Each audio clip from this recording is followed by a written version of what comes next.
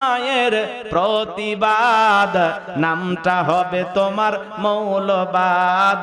যত দোষ নন্দ ঘোষ সত্যটা বললে দোষ, করলে অন্যায়ের প্রতিবাদ নামটা হবে তোমার মৌলবাদ, নামটা হবে তোমার জঙ্গিবাদ। কে আল্লাহর আইন চালু করবে? স্বাধীনতার 54 বছর কেটে গেল, প্রত্যেকবার প্রধানমন্ত্রী হয়েছে দেশে কে? মুসলমান। নামাজের ন্যূনতম বিল বাংলার পার্লামেন্টে কোন নেতা পাস করেনি, কথা বলেন ঠিক কিনা?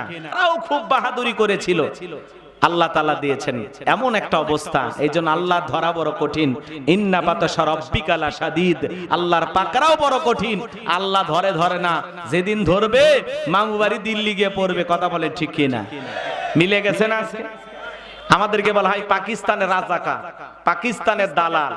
যাদেরকে পাকিস্তানের রাজা